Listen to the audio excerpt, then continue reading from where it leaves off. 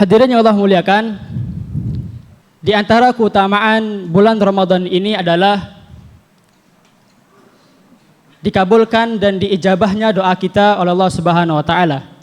Dan salah satu amalan yang paling ditekankan di bulan Ramadan ini adalah kita senantiasa memperbanyak doa kita di bulan ini, baik itu urusan dunia dan urusan akhirat.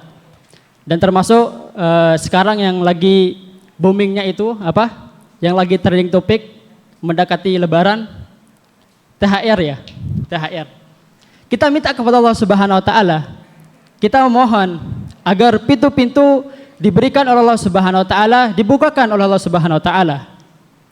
Lalu setelahnya kita ikhtiar, kita memberikan kode ke kerabat-kerabat kita, ke saudara-saudara kita, baik itu atasan-atasan kita. Begitu Faipan? Itu kode.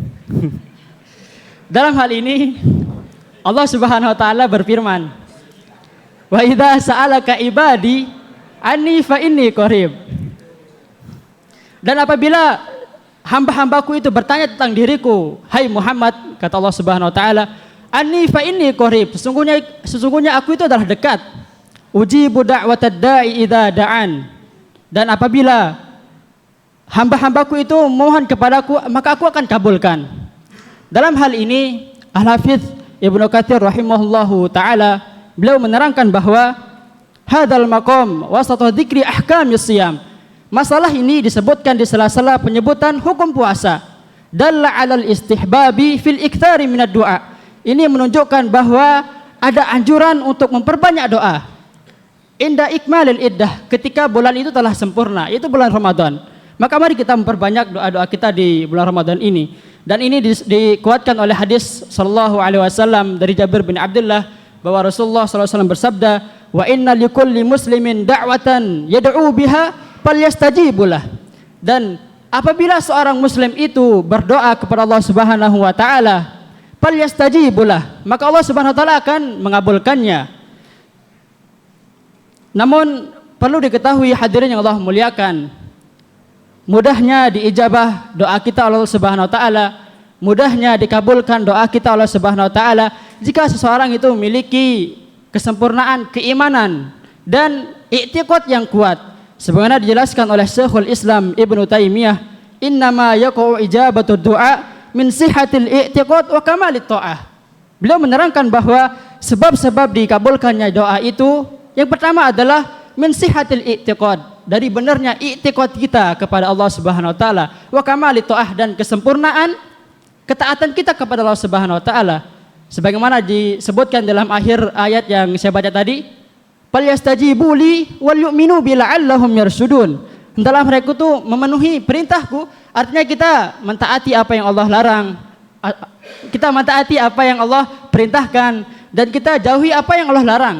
Wal yu'minu bi la'allahum yarshudun, dan berimanlah kepadaku agar mereka mendapatkan kebenaran. Maka dari itu hadirin yang Allah muliakan, baik itu du'aul mas'alah ataupun du'aul ibadah, marilah kita sama-sama meningkatkan intensitasnya di bulan Ramadan ini. Mari kita perbanyak doa-doa kita di bulan Ramadan ini, karena bulan Ramadan ini adalah kesempatan bagi doa-doa kita diijabah dan dikabulkan oleh Allah Subhanahu wa taala. Karena Allah Subhanahu wa taala akan marah kepada kita hadirin jika kita berdoa tidak pernah berdoa kepada Allah Subhanahu wa taala, sebagaimana disebutkan dalam sebuah syair, "Allahu yaghdabu in tarakta su'alahu wa bani Adam hina yus'alu yaghdabu." Allah Subhanahu wa taala akan marah kepada kita sebagai seorang hamba yang tidak pernah berdoa kepadanya. Wa bani Adam hina yus'alu yaghdabu. Berbeda dengan manusia, apabila dia diminta maka dia akan marah.